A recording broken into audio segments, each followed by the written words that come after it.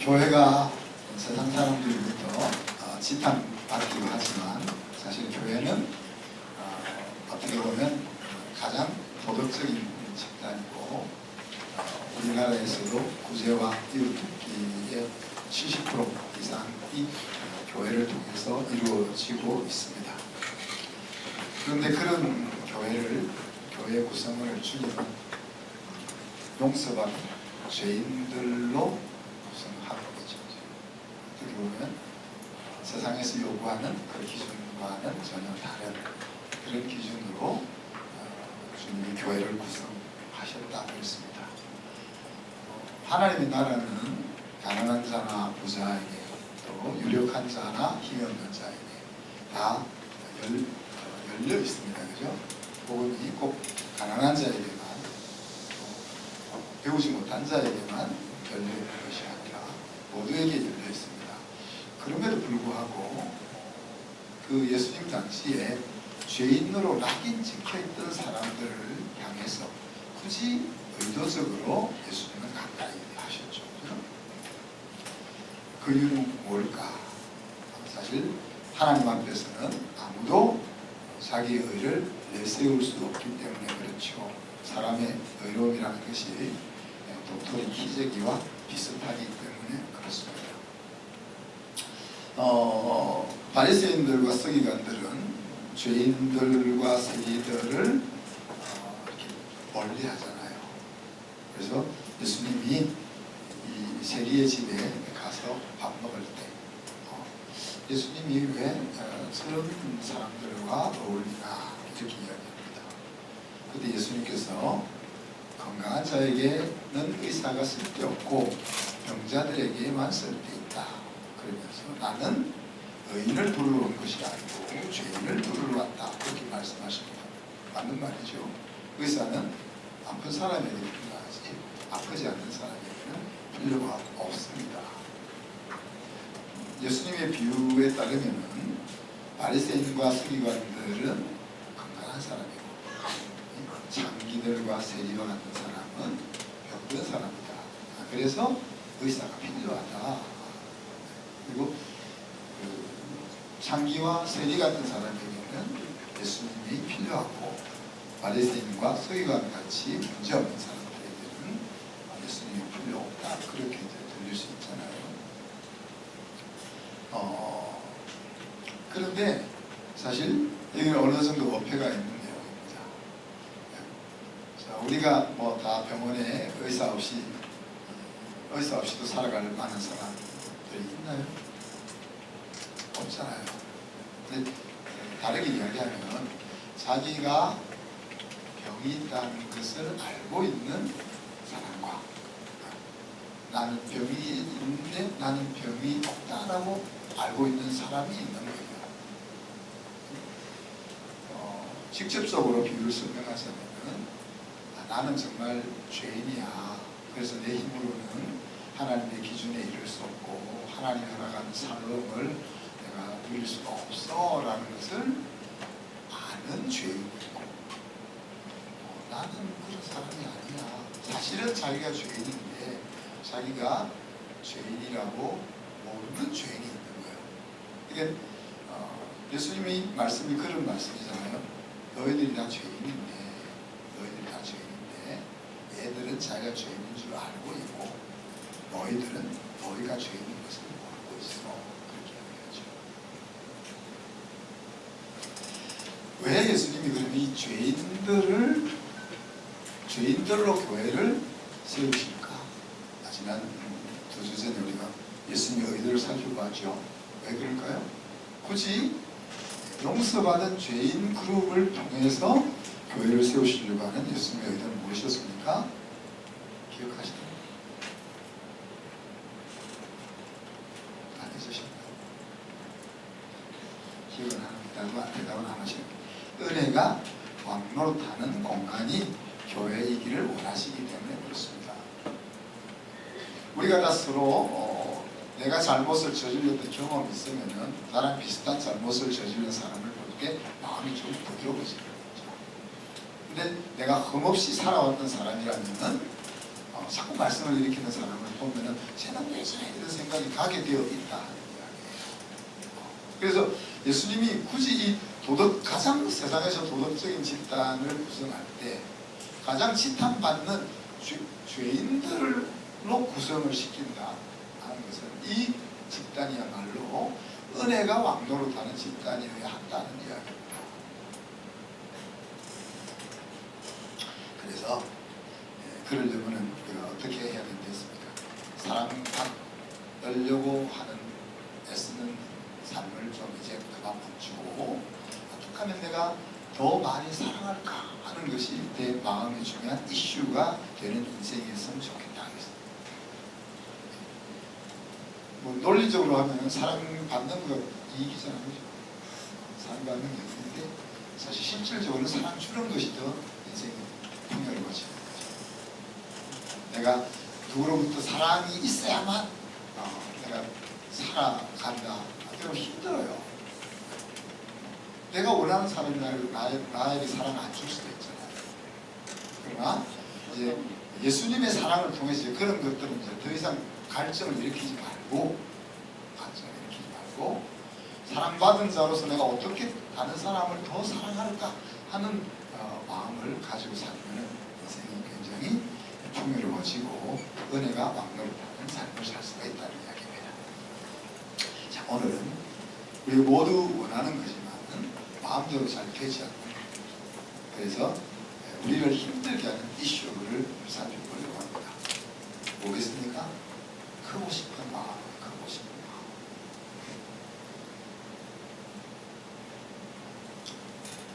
여러분, 우리 자녀들을 왜 이렇게 믿음의 교육을 시키고 좋은 학교에 보내고 좋은 실력을 키우기 위해서 했어요? 큰 자를 만들고 싶잖아요. 여러분이 왜 사업을 크게 일으키고 돈을 많이 벌고 싶어요? 큰 자가 되고 싶잖아요.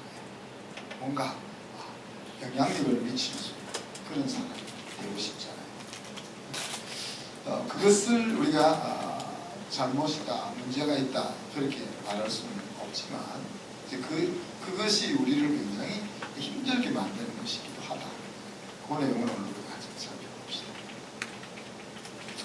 네, 오늘 읽었던 말씀에 보면 가버나움에서 예수님과 이 제자들과 함께 사역을 하실 때에 얘들이 사역하는 도중에 아주 꽁시락꽁시락 하는 거예요. 다르게 이야기하면 우리가 이제 선교를 가서 열심히 그 지역을 봉사하면서 틈만 나면 자기들끼리 조잘조잘 하는 일이 있었던 거예요. 그래서 예수님이 그걸 딱 보고 물었습니다. 야, 너희가 뭐까지 왜 뭉실뭉실하냐 이렇게 물었어요. 물으니까 제자들이 뭐라고 했습니까? 34절에 보니까 잠잠했다.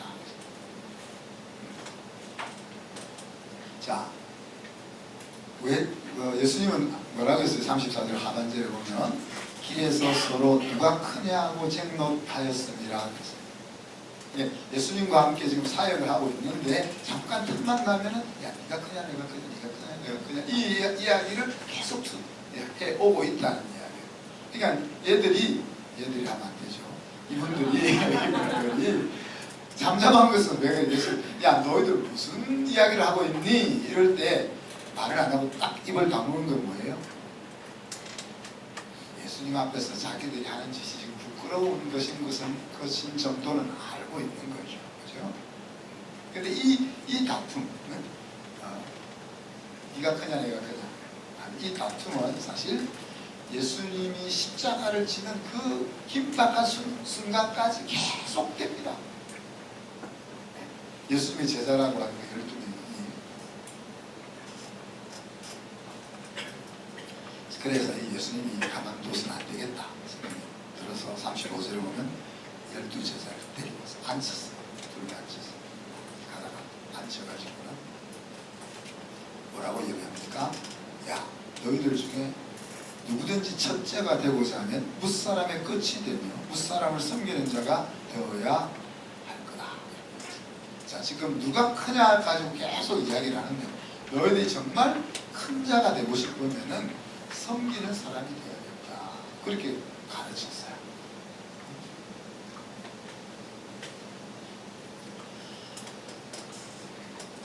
이 누가 크냐 작으냐 하는 것을 주로 주동했던 사람들은 초대교회 때 중요한 세 리더십, 예루살렘 교회 세 리더십 누굽니까? 베드로, 야고보, 요한. 근데 베드로는 속 빠져 있고, 베드로는 자기가 워낙 크다 이렇게 생각했는가 봐. 그렇게 아예 그 다툼에 끼지 않고 항상 등장하는 사람이 야고보, 요한이에요. 심지어 이제 야고보, 요한의 어머니까지 예수님에게 청탁을 할 정도 이 문제가 계속 이슈가 되는 겁니다.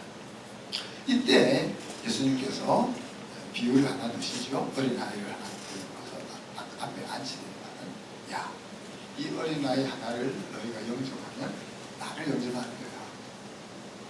그리고 나를 한다는 것은 나를 영접하는 것이 아니고 나를 보낸 하나님 아버지를 영접하는 것 같아. 그렇게 비유를 하십니다. 자, 여기서 어린아이 하나를 영접한다는 말은 뭔 말이에요? 내가 이 아이에게 이 사람에게 선을 베풀거나 뭔가를 잘 대해줘도 내 인생에 유익될 만한 것이 요만침도 없는 그런 사람이에요. 그러니까 어떻게 보면 지극히 작은, 내 인생의 승리와 뭐 유익과는 관계없을 정도의 사람에게 하는 것이 뭐예요? 하나님은 이거예요. 내 인생에 가장 대단한 것을 줄 수 있는 그분에게 하는 것과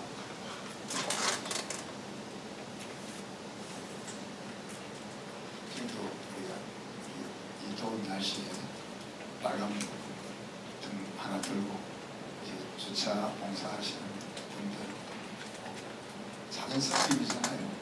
그 작은 섬김 어떻게 보면 아무것도 아닐 수 있는데 그런 섬김이 뭐와 같다는 거지? 하나님을 섬기는 것과 같다.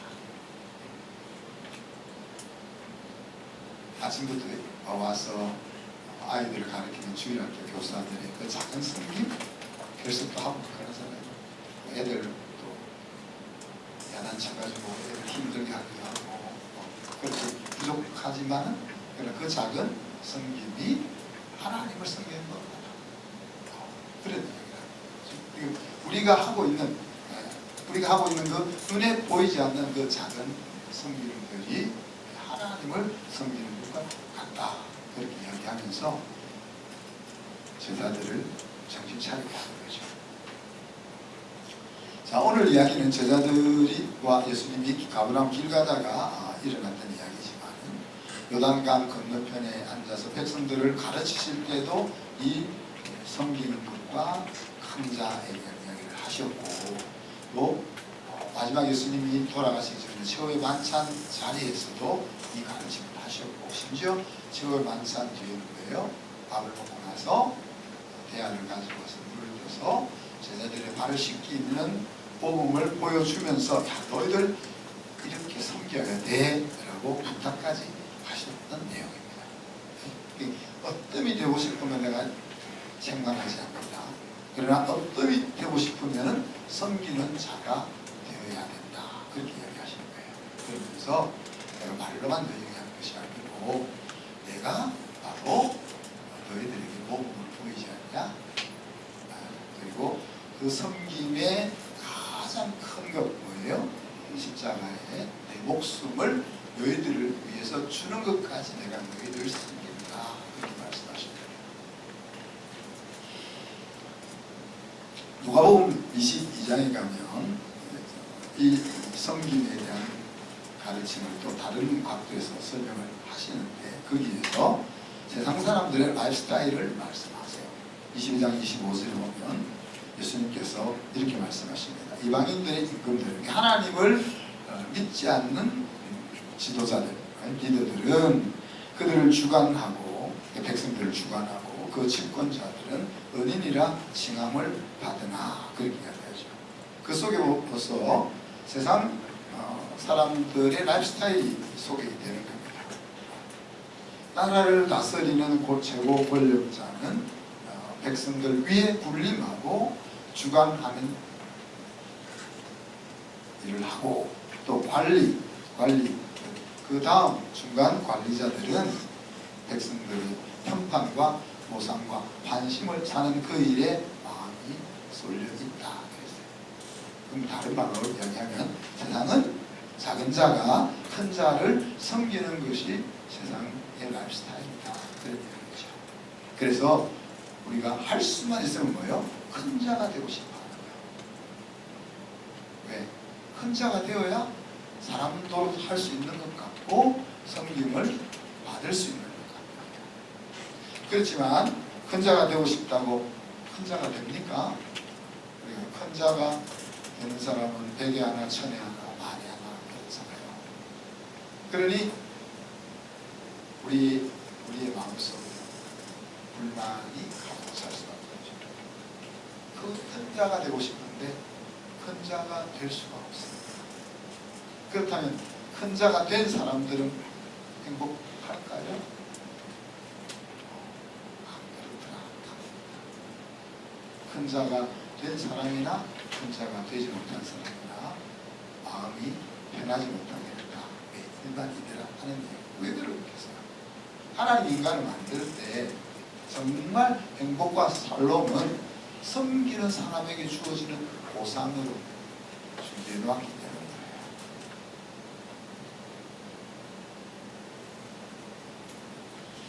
그래요. 26절에 이어서 누가복음 20장 26절에 이어서 대신에 하나님 나라의 라이프스타일을 이야기합니다. 너희는 그렇지 않을지니 너희 중에 큰 자는 젊은 자와 같고 다스리는 자는 섬기는 자와 같을지니라. 그렇게 했습니다. 보통 이제 무거운 짐을 교회에서나 직장에서 운반을 하려면 나이 든 저 같은 사람이 운반을 하려고 하면 여러분들이 막 와서 목사님 비키세요. 우리가 이렇게 하잖아요. 그러니까 큰 자는 젊은 자같이 아 너 이거 좀 해 이게 아니고 큰 자는 젊은 자같이 솔선수범해서 굳은 일을 하는 것이고 또 다스리는 자는 섬기는 자 같을지니라 그랬어요. 이게 하나님 나라의 라이프스타일이 뭐라는 거예요? 섬김을 통해서 큰 자가 된다 하는 이야기예요. 그러면서 예수님이 자기를 이야기하잖아요. 나는 너희의 스승으로 섬김을 받아 마땅하지만 나는 너희 가운데서 섬기는 자로 있지 않느냐. 그래서 너희도 큰 자일수록 섬기는 자리에 서라 그렇게 말을 하고 있습니다. 그러면서 너희들이 나와 동락한 것을 내가 인정하는데 내가 앞으로 너희들을 큰 자로 하나님 나라에서 큰 자로 세울 것이고 그렇지만 그 큰 자가 되는 것은 섬김을 통해서 얻게 된다라고 말씀하십니다. 그래서 마가는 예수님을 어떻게 묘사한다고 했습니까? 이 땅에 우리를 섬기기 위해서 오신 왕으로 묘사를 하고 있는 거예요. 예수님은 왕의 왕이잖아요. 그러나 그 왕의 자리를 힘을 가지고 얻지 않으셨습니다. 그리고 그 왕의 자리를 자기가 가지고 있는 힘으로 유지하려고도 하지 않습니다. 제자들에게조차도 대접받는 자리에 서지 않고 오히려 섬기는 자리에 서셨습니다. 아예 예수님이 자기의 이 땅에 오신 목적 자체가 마가복음 10장에 보면 그냥 섬기러 왔다. 그런 이야기를 하십니다. 예수님은 힘을 통해서가 아니라 사랑과 덕으로 세상을 다스리시는 거죠. 여러분 우리는 힘이 다스리는 세상에 살고 있습니다. 힘은 사람을 굴복하게 하지요. 그러나 덕은 사람을 존중하게 만들어줍니다. 힘은 사람들을 자기 아래에 있는 사람들을 뜻대로 부릴 수 있게 해주지만 덕은 사람으로 하여금 기쁘게 그 사람을 위해서 일하게 만들어주죠. 힘을 잃으면 사실 힘의 구조 속에서는 모든 것을 잃게 되고 수치를 당하게 됩니다. 그러나 덕의 세계 속에서는 힘을 잃어도 영향력은 잃지 않는 것입니다. 힘은 쉽게 쉽게 얻어지는 것은 아니지만 그래도 빠르게 얻을 수 있는 것이라면 그건 시간과 인내와 수고가 들어가야 가능한 내용들이죠. 여러분이 잘 아는 나폴레옹은 나는 무력으로 온 세계를 지배했지만 정복했지만 실패했다 라고 얘기했습니다. 그러나 예수 그리스도는 사랑으로 온 세계를 정복했다라고 고백을 했습니다.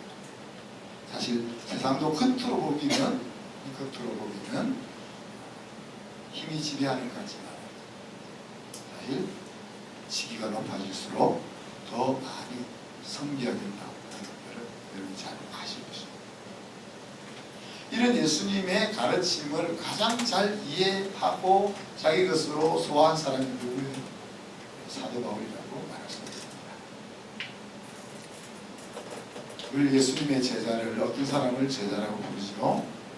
예수님의 정신을 이어받고 그리고 예수님이 살았던 삶의 스타일, 방식을 자기 것으로 따라가려고 발걸음을 내딛는 사람을 우리가 예수님의 제자라 그렇게 부릅니다. 고린도후서 4장 5절에 보면 사도 바울은 자신을 성도의 종이라 그렇게 부르습니다. 편지 앞에마다, 편지 서론마다 항상 하나님의 종, 그리스도의 사도 이렇게 붙였었는데 고린도서 4장에서는 자신을 성도의 종이라 그렇게 부릅니다.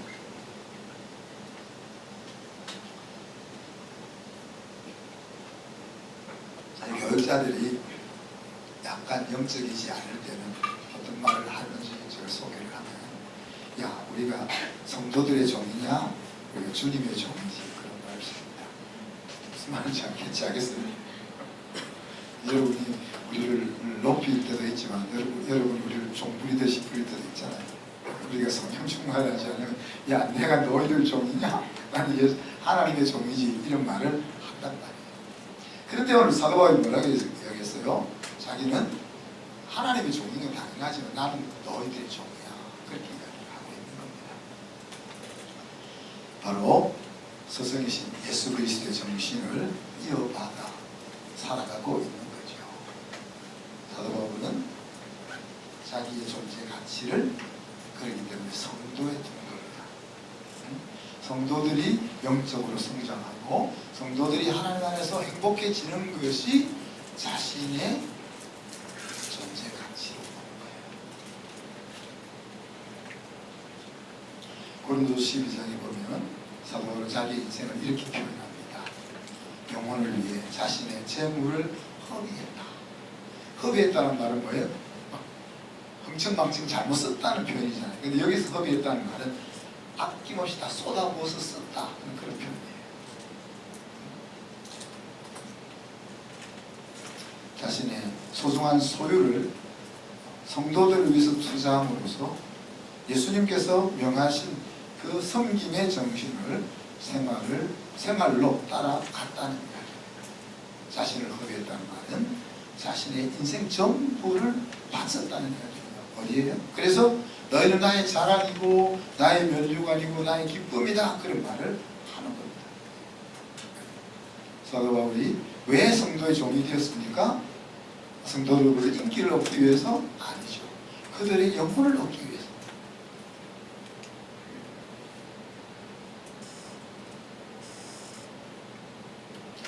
예수님의 그 의도를 예수님이 이 땅에 오셔서 섬겼던 그 의도를 사도 바울은 정확하게 파악했던 것이고 그 예수님의 의도가 뭡니까? 바로 저와 여러분의 생명이 하나님 안에서 발견되어지는 것이고 그 생명이 풍성하게 누려지는 것이 예수님이 의도했던 것이죠.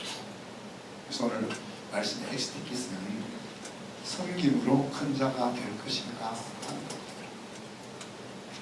내가 제목을 뭐라고 붙였어요? 그래서 거룩한 욕심이다. 우리 주변에는 섬김 받을 자리를 찾는 사람들로 가득합니다. 어디를 가든지 회사를 가든 주변에 살펴보면 섬김 받을 자리를 찾는 사람들로 가득합니다. 그래서 앞에서 언급했던 것처럼 크지 못할 때 견디기 힘들어지는 거죠. 무시받는 거죠. 또 클 수 있는 사람은 극소수니까 대부분의 사람은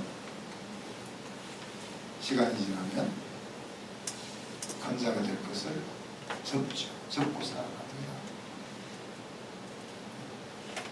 끝까지 접지 못하는 사람은 마음이 힘든 채 살아가게 되는 거죠.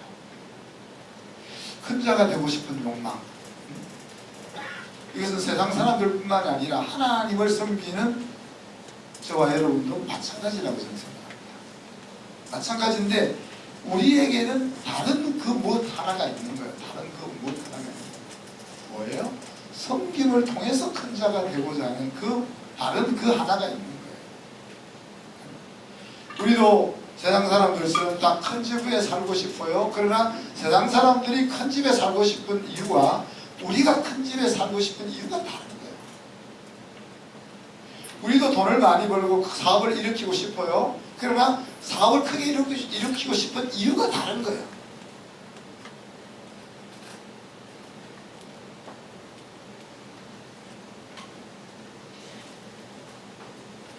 주님이 꿈꾸는 교회는 어떤 교회일까요? 자, 우리가 처음에 교회를 올 때 섬김 받을 자리를 찾아서 오게 돼 있지 않아요. 내가 이 교회 가면 얼마나 좋은 말씀으로 잘 섬김을 받아서 하나님을 깨워줄 수 있을까? 내가 이 교회 가면 우리 아이들이 좋은 친구들을 만나서 더 신앙 성장에 도움이 얼마나 도움을 받을 수 있을까? 내가 이 교회 가면 좋은 집사님들과 교제하면서 어떻게 마음의 위로를 얻을 수 있을까? 이렇게 섬김을 찾아서 교회를 오게 됩니다. 그러나 이제 시간이 지나면 어떻게 돼요? 내가 섬길 자리를 찾는 사람으로 바뀌어 가는 것이 교회예요. 처음에는 섬김을 받기 위해서 교회를 찾아오지만 교회에서 하나님을 섬기는 시간이 많아지면 많아질수록 이제 그 마음의 태도가 어디 내가 섬길 곳이 없는가 하는 것을 찾는 것이죠.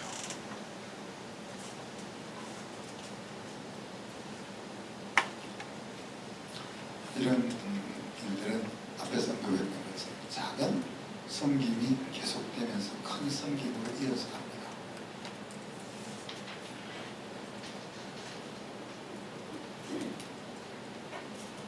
주차만 있는 건 아니죠. 또 토요일 되면 여러분들이 목장이 돌아가면서 또 예배당 청소하러 오죠. 또 저 뒤에 우리 사라자매가 있나? 방송 비전문가인 사라자매가 지금 방송 공사를 하고 있죠. 또 오늘 찬양대가 우리 한나자매 말고 다 비전문가들 그렇죠? 또 찬양팀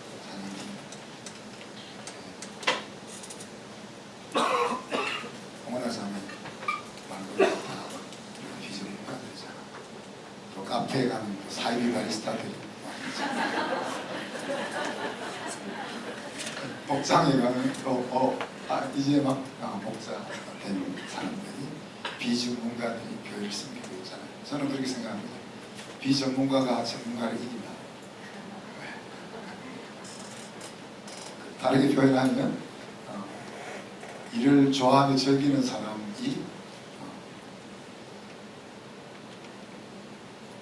사명을 갖고 일하는 사람을 이긴다. 그렇게 생각합니다. 이런 이제 작은 섬김이 이제 몸에 배이게 되면요, 그냥 내가 섬겨야지 하는 이런 생각을 안 해도 그냥 자동적으로 섬김의 자리에 가게 돼요. 사도 바울은 그런 사람을 가르쳐서 영적 어른이라. 그래서 한신교 속해 있는 여러분들, 하나님 꿈꾸는 교회는 섬김을 받으러 와서 점점 섬기는 사람으로 바꾸어서 가는 그런 것이 예수님이 꿈꾸는 교회다. 그리고 여러분이 바로 그런 주인공들이 될 수 있기를 주님으로 축복합니다. 이 말씀을 생각하면서 우리 한 1분 동안 같이 기도합시다.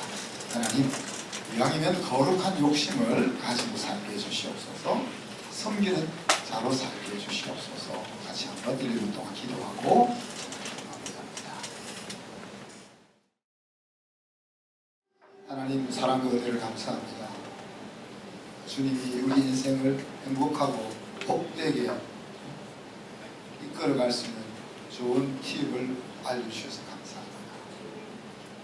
우리가 섬김을 받기보다 섬기기를 즐겨할 수 있는 자리까지 성장해 갈 수 있게 하여 주옵소서. 섬김을 통하여 사랑을 얻게 하시고 인생의 참된 행복과 살롱을 맛볼 수 있게 하여 주옵소서. 교회 구석구석에서 뜻도 없이 섬기고 있는 그들의 섬김이 주님의 마음속에 새겨진다는 사실들을 기억하게 하시고 우리가 영적 어른으로 세워질 수 있는 저희들이 되게 하여 주옵소서. 우리가 이 땅에서 하나님의 교회가 천국의 모형이 되게 하시고 주님이 꿈꾸셨던 그런 교회를 함께 만들어갈 수 있도록 은혜 위에 은혜를 더하여 주옵소서. 감사드리며 예수 그리스도 이름으로 기도하옵나이다. 아멘.